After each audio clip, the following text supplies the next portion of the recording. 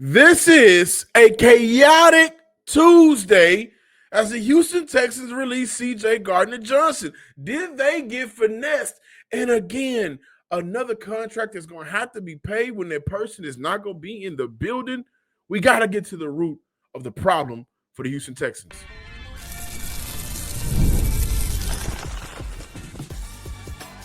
You are Locked On Texans, your daily podcast on the Houston Texans. Part of the Locked On Podcast Network, your team every day. Battle Red Nation, from H-Town to your town. Today's episode and every episode of the Locked On Texans podcast is for Texan fans all around. I want to thank my everydayers from the Himalayas coming back to make this their first listen of the day, and for listening to your Texans Credential Media member and football analyst, John Hickman. And I appreciate you guys. And so today is going to be a therapy session. I want you guys to let it all out in the comment section. How you feel about Nick Caserio? How you feel about DeMeco? How you feel about CJ Stroud? How do you feel about the McNairs? How do you feel about all of these decisions that have been signed off on and none has hit through 3 weeks? The Texans are 0-3. I'm going to end off today's show diving into the YouTube comments. Before that, I'll look at getting to the root of the problem. The Houston Texans have a major problem. And for 2 seasons, the swarm mentality was able to cover it up. But through 3 weeks, this team is clueless, which will lead off with the conversation surrounding CJ Gardner-Johnson, who the Texans just released. Seems like the Houston Texans got finessed again. Another contract down the drain, as the Houston Texans, who just 3 weeks ago converted CJ Gardner-Johnson's contract, $6.5 million of that salary, into a signing bonus, where we thought there were going to be plans in the future for CJ Gardner-Johnson to be around, considering what's going on with Jimmy Ward. Jalen Reed started the year out on IR. Their only backup right now is MJ Stewart, who hadn't got any burn. Now that has changed. We're going to talk about it on today's show. But first, today's episode is brought to you by FanDuel. Right now, new customers can bet just $5. And if your bet wins, you'll get $300 in bonus bets to use across the app. CJ Gardner-Johnson, why has he been released by the Houston Texans?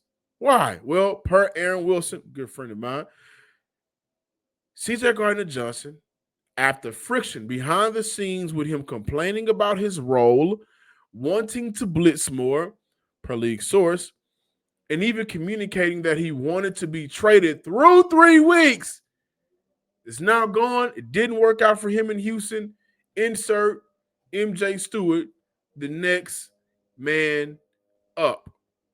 And also, CJ Gardner-Johnson was critical of his teammates in the secondary and didn't like his role. Was also locker room issues. Okay, let's break that down. Critical of his teammates in the secondary. Is that teammate the sophomore safety, Kalen Bullock Johnson, who has gotten beat by his eyes throughout the games in 3 weeks, through 3 weeks? And I'm also going to suspect, regardless of how you feel about him personally, the man just won a Super Bowl and understands what it takes and what needs to be done. And for a team that Azeez Al-Shaair was just asked about a players-only meeting, said, well, yeah, we talked about it. We'll get to it. He was just asked that question. And y'all know, whenever a players-only meeting is had, the season is a wrap. The Texans are not going to come back from this season. They're not going to do it. So now I hear what Azeez said about that in regards to being asked about the players-only meeting. And now we get the information that CJ Gardner-Johnson was critical of his teammates in the secondary. He also didn't like his role, said he wanted to be blitzed more frequently. 5 blitz opportunities on the year through 3 weeks. He allowed 8 of 12 completions through 3 weeks and 99 yards through 3 weeks. This is also following the comments from DeMeco Ryans after we all saw the defense do everything in their power, along with the Jacksonville Jaguars trying to get a game away, the defense got to be better in closing out games. Okay, that's understandable against the Tampa Bay Buccaneers where they missed 19 tackles. Even though 7 straight drives of a punt or a missed field goal, the defense gave to the offense. Okay, but to hear it again after the offense let the defense down in a major way, I'm pretty sure CJ Gardner-Johnson was critical of not only his teammates, but also the coaching staff. Hey, man, this is what y'all put together. Y'all saw what we was doing in the offseason and training camp and didn't decide to make no moves to elevate this. And y'all still want to put it on us? We just stopped the number 1 rushing team in the NFL for under 100 yards. We just stopped them. We finally got an interception from Jalen Petrie, who I'm sure he probably had his comments about that as well, a secondary player, but Jalen Petrie with the lone turnover of the season. We got a block punt this year. The defense, like we're doing we're getting after the quarterback. We're creating pressure. There has not been a quarterback that has just looked godly against the Houston Texans. The quarterbacks just made plays when plays were needed to be made, and the Houston Texans quarterback hadn't been able to do that. But the highlight for any quarterback through 3 weeks is definitely Baker Mayfield making Henry To'oTo'o miss a tackle in that fourth quarter late game where Houston could have sealed it on 4th down. Other than that, it's been kind of Bullock getting beat by his eyes. That's been a problem if he's getting on the secondary. It's been a multitude of things that for somebody that just came off of winning in Philly, it's probably pissing them off. And so put a pin in that. Again, Nick Caserio. How many players, how many people that are no longer on this coaching staff or on this team altogether, they're going to have to pay? Houston will take on dead money for 2025 and 2026 with the release of CJ Gardner-Johnson. In 2025, his cap hit 2.5, 8.25 in dead cap for Houston in cash. In 2026, $5.6 million in cap, 0 cash. This is another move by Nick Caserio that didn't pan out. And for it to blow up so early in the season, I would not be shocked or surprised if we start to hear more and see more from CJ Gardner-Johnson's standpoint, or hear some more internal information on the friction. This kind of reminds me a little bit. Now, granted, he finished the entire season, but how everything ended with Steven Nelson, another Texas DB. See, the thing with the defense is, especially for the vets, if you notice the friction, it's coming from the vets. Coach, you can't ask us to go out there and do more than what we did. When what the production of the offense that y'all put together, y'all curated to put together, ain't giving us Nathaniel. We're not getting nothing. And then during the games, I'm seeing my secondary, I'm seeing guys around me in some of these situations that is not advantageous for them and more so better for the offense. Was CJ Gardner-Johnson an all-pro player this year? No, he hadn't played like it. Didn't play like a Pro Bowler. One of those games, he allowed every completion his way. It may have happened twice, or through 2 games, I think it may have been 6 or 7 or something along those lines. Now, I think he cleaned it up better against the Jacksonville Jaguars. But he wasn't brought in necessarily, I don't think necessarily to be a player of patience. I just won, and I'm not looking at what I just did. I'm trying to do it again. I'm chasing it again. Those were the words from CJ Gardner-Johnson, and through 3 weeks, he can still be on that same path, but it ain't going to be with the Houston Texans. The Houston Texans have gotten finessed by their own merit and ill understanding of what it was going to take to keep a player like this happy on the roster. You're going to have to win games. I guarantee you, with how everything was going throughout the year in Philly, if they were losing games as in the manner and fashion that they were losing it, they probably would have moved on from CJ Gardner-Johnson earlier, or they knew after the season, even though we won the Super Bowl, we got to move on from this guy. Houston virtually got him for nothing. They flipped Kenyon Green, and Kenyon Green is on nobody's roster right now. They got him for nothing. So Philly knew this guy was a problem and an issue. And he came into a situation where everything in the offseason was made to seem like it was going to be fixed, it was going to work, and they were going to be able to compete with a competitive roster and win games. And through 3 weeks, the Texans don't have a competitive roster. Guys have been out and injured, and they have not been able to win games. You cannot do that with a player that does not have the patience to withstand all of that. You can do it with a third-year player. He ain't got his contract yet. You can do it with Will. You can do it with Jalen Petrie. Because now I'm starting to think, can you do it with Danielle Hunter, who you just gave a crazy extension to? Can you do it with some of those vets who have trade value and could say, I can't be here no more? Can you do it with that? When we come back, get into the root of the problem. Is it DeMeco? Is it Nick Caserio? Is it CJ Stroud? Where is the problem for the Houston Texans? Can they fix it? How do they fix it? We got more here on the Locked On Texans podcast. This is ridiculous.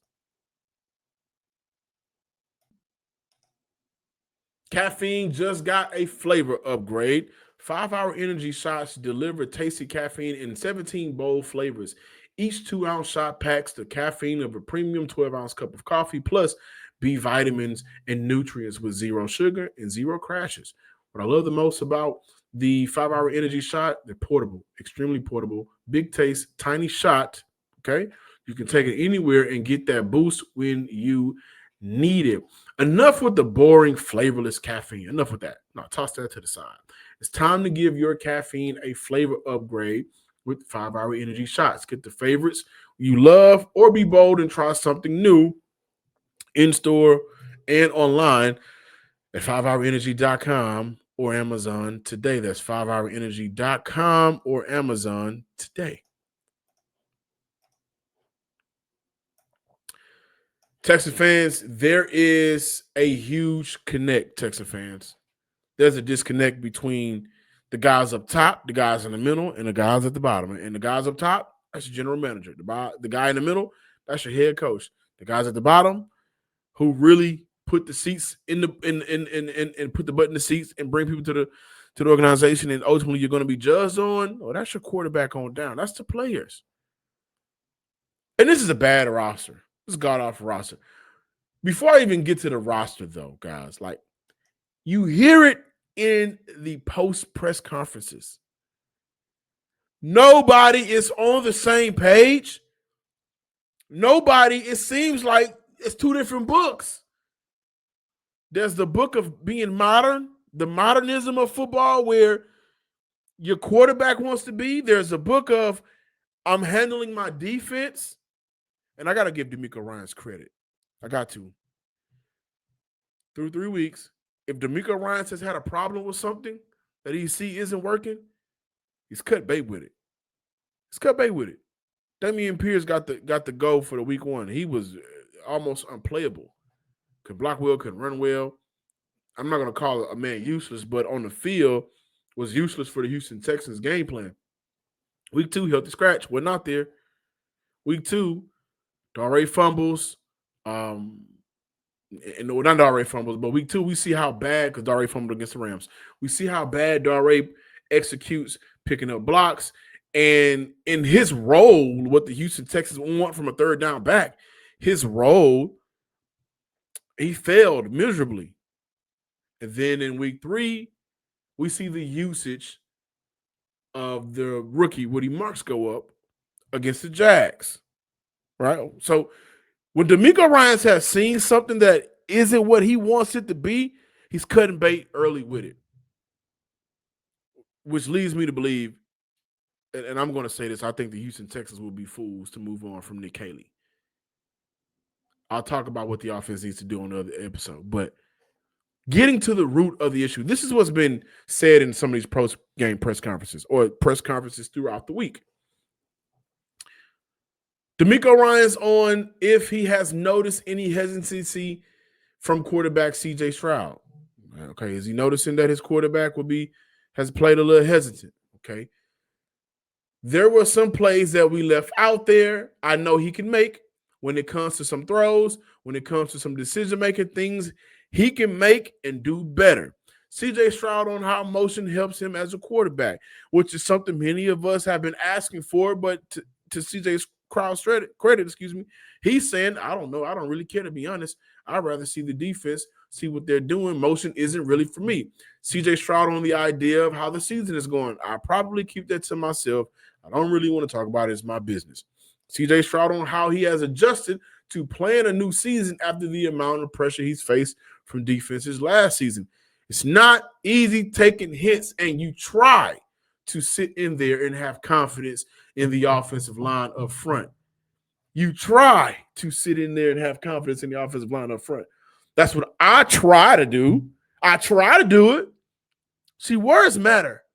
You continue with, I think I'm really a good pocket passer, so I just sit in there, stand strong, and make plays. And I've done a good job of extending plays the last couple of years.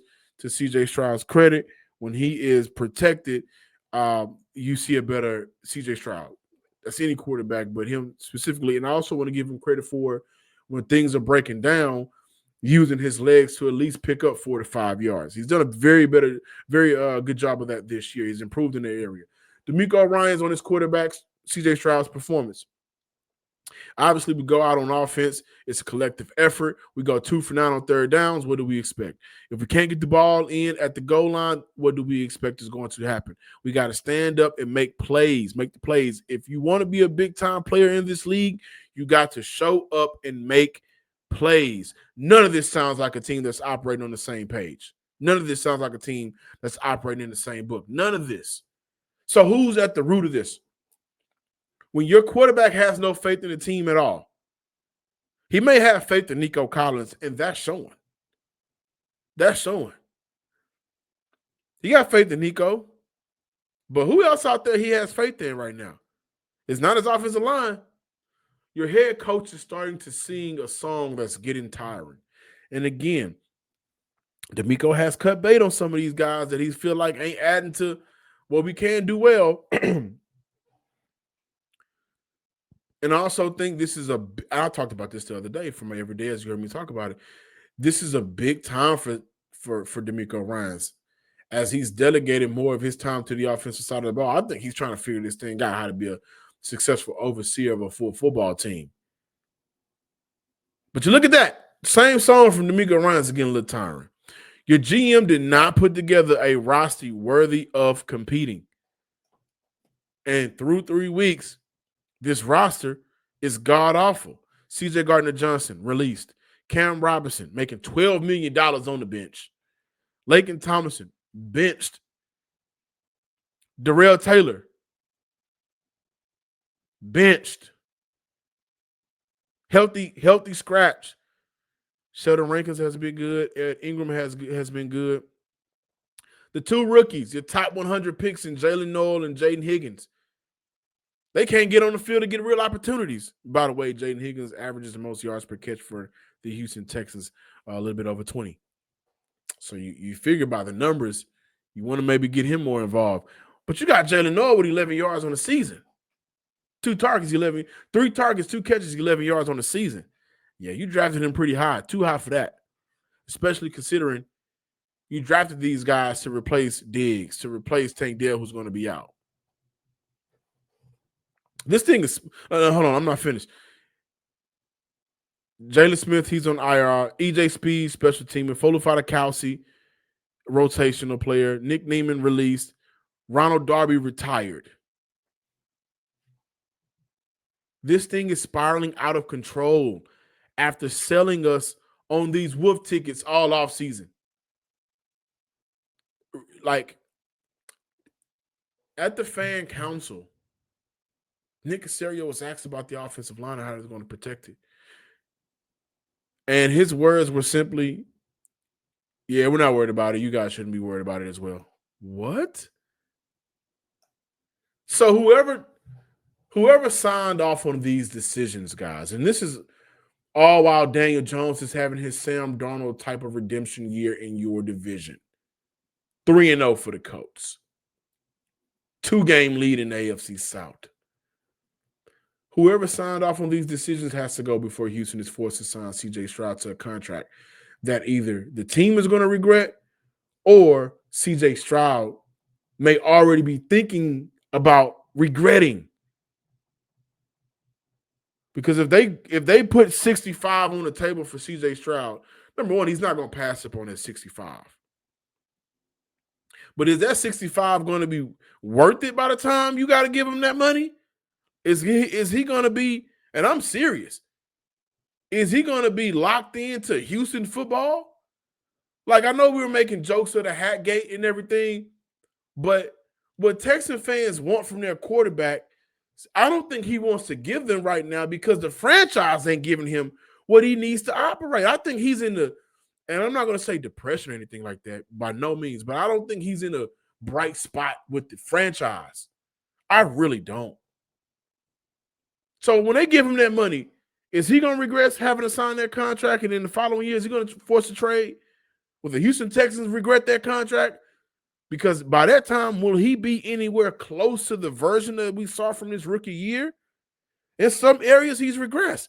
One thing that CJ Stroud does this year, and at times I feel like he shouldn't have to do it, he breaks out of the pocket instead of breaking into the pocket. Well, why is he doing that? Is it because last year that's where he saw the most pressures and sacks, and so he doesn't trust the offensive line, which he probably tries to do, but he mentally doesn't, to step up in the pocket? So now you see him break out of the pocket. And when he's breaking out, well, now you're seeing guys create the sack. He's losing major sack yards. Instead of 2nd and 12 on a sack, now it's 2nd and 21. So what version of CJ Stroud will that team get by the time you're going to make that $65 million? And that sucks for Stroud because he is a good quarterback. Don't get me wrong. Through 3 games, Houston has failed him this year. They cannot make failing him a part of the fabric of this era DNA.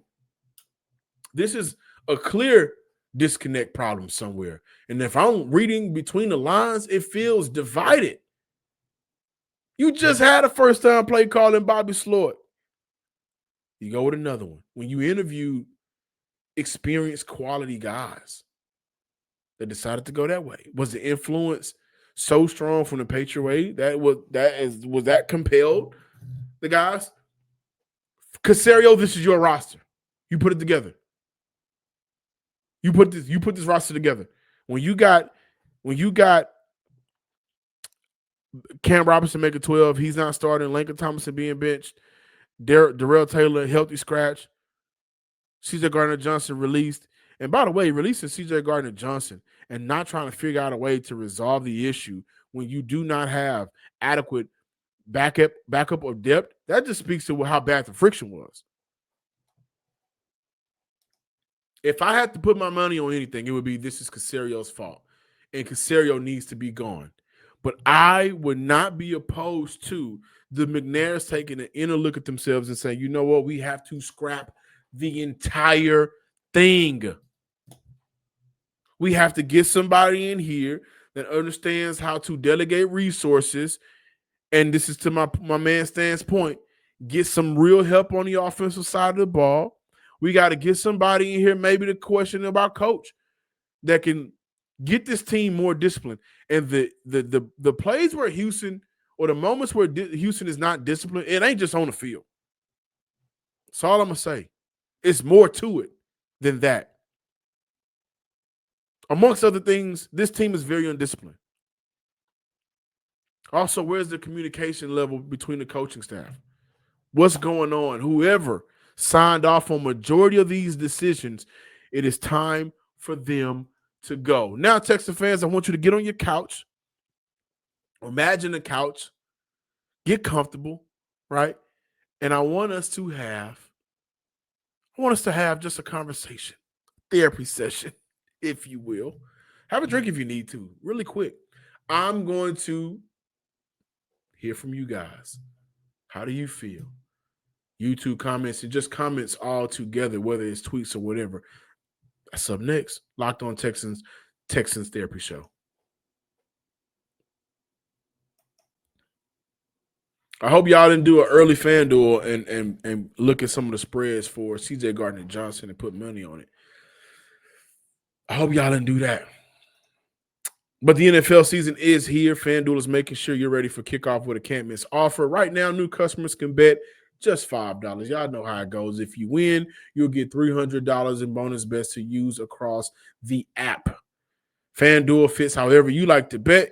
Play a prop, building a same-game parlay, even jumping in live as the action unfolds. It makes every game more exciting, whether you're watching your team or just keeping an eye on your fantasy lineup. It's quick, it's easy, and the best way to add a little more energy to the Sundays. And for Texas fans, they kind of need that energy. They need a FanDuel for a parlay to hit, and they need a 5-hour energy to keep their energy up because these games are hard to watch. But FanDuel can get you with the excitement you need. Ready to play? Download the FanDuel app now by visiting FanDuel.com to get started. That's FanDuel.com to place your first $5 bet.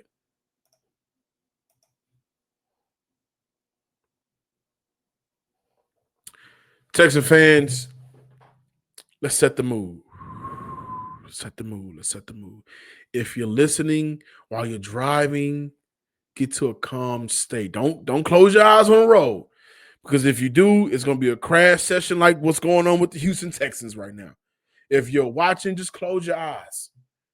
I'm going to lead this off with a text message from a close friend of mine, one of my best friends in the whole wide world, who is a diehard Texan fan. This is who I call my brother. I talk to him almost every day, guys. He's in every day of the show, just like y'all. This is what he says. I apologize for what I said this offseason. We are a real bleep show. Again, I got nothing to look forward to. Nothing to look forward to. This is the state of the Houston Texans. So as I dive into the comments, tweets that have been tweeted at me, social media, my man Do the Local Thing. This is somebody who I talk with on social media all the time. One of my favorite follows. I got if this was MySpace, I got like a top 10 friends list of guys that I love conversating with on Twitter, social media, having conversations with. More proof Caserio has to go. The money tied up in CJ Gardner-Johnson, Cam Robinson, and unless I'm wrong, there's dead money associated with Diggs is malpractice. That's not even getting to the draft stuff after seeing how some of these other offensive linemen and wide receivers look from the last 2 years. I think that speaks for itself. Again, another one. My man, this is the one, he's one of my other guys. At Cry Lawson, Rockets 2026 champions. And I don't think that's going to happen. It's just a bad year for Houston. Nick Caserio's on the hot seat and failing this franchise. He turned this franchise around, yes, but it's time for the next step. He can't evaluate, offensive line. Let's look at that for a minute. Jared Patterson, he was on the bench. Juice Scruggs is on the bench. Jared Patterson got in at center and got completely mauled by Vita Vea. Not Vita Vea does it to a lot of people, but still, he was unplayable. Blake Fisher. Oh, my God, what happened to Fish? What's going on with Blake Fisher? Right? Just bad for offensive linemen. But he said he can't evaluate offensive line talent, and this roster makes CJ look pedestrian. He reaches in the draft and has missed the window for the Super Bowl with this mid roster. I disagree with the Super Bowl window. And we got to get off that winning the Super Bowl on a rookie contract. I had to walk that back. Patrick Mahomes really screwed the game over because a lot of people don't win on that rookie contract. And look at the roster and the head coach and the organization that Patrick Mahomes walked into. See, here's the thing. Bad organizations fail good players more than good players fail bad organizations. Lamar Jackson was thought by a lot of people, not me. I'm glad he does what he does.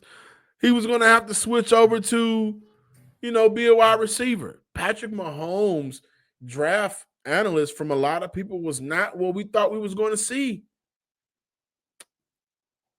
You know who had a great draft analysis? Deshaun Watson.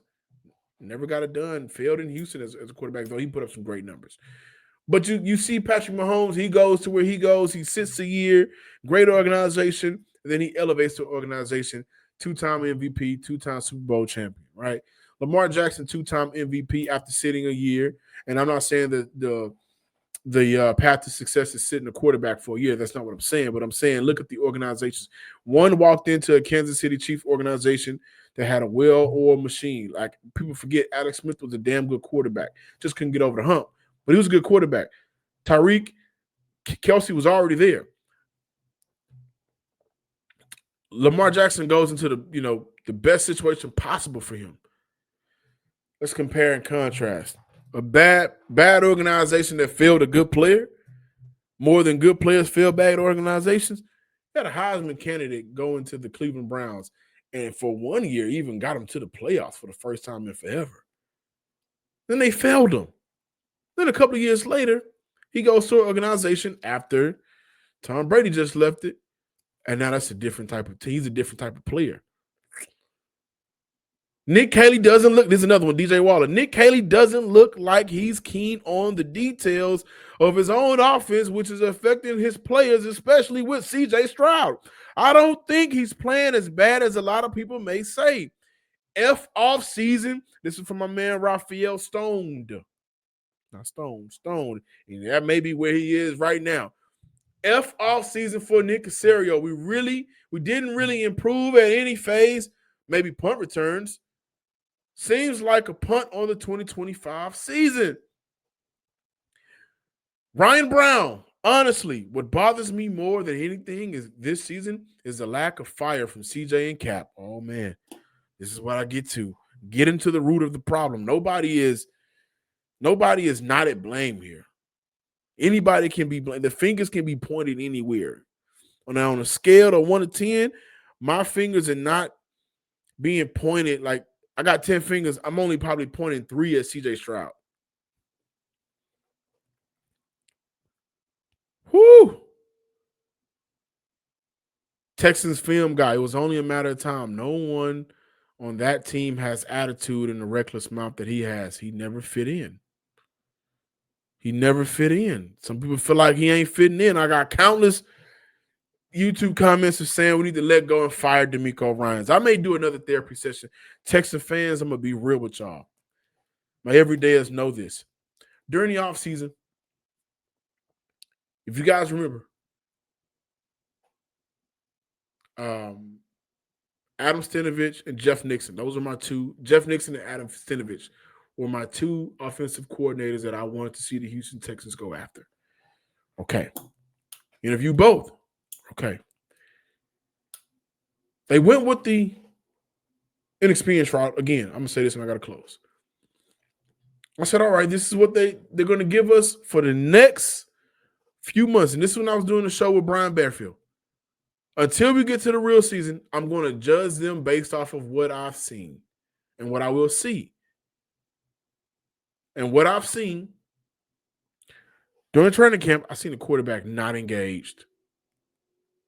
So when you say things like lollygagging, where is that being pointed at? Is that for you as a quarterback? Is it at the coaching staff in preparation? What is it? Where is it being pointed to? Where?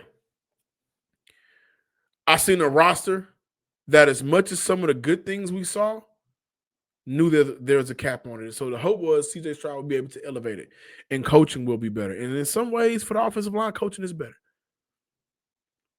But this therapy session is going to end like this, guys. The Houston Texans may be the one that you glad, the 2025 season is the one that you glad got away. Because you couldn't come to terms to breaking up. They forced it. And when they walked out that door, and when they walked out your life for the 2025 season, you sat back on that couch, you poured you a nice drink, you may have had a smoke, and you thought to yourself, I'm glad it's over. This season is over with. If the Houston Texans turn this thing around, you talk about a miracle. You talk about somebody, grandma, with some strong prayers on Sunday. They got this team on the prayer list. That ain't happening. This team is shot. And now they should start looking at ways to offload now to be better for the future. What does that look like? You may have to start entertaining and trading some of these guys. Thank y'all for listening and watching the Locked On Texans podcast. Please subscribe, like, and comment to the YouTube and wherever you listen. Follow me on Twitter at John_Hickman12. The Texans face another defeated team, 0-3 Titans. And I'm going to tell y'all this. I don't believe they're going to beat them. Until next time, ladies and gents, Texas fans across the nation, you can get up off the couch now and join a therapy session. Leave my tip at the door. Peace.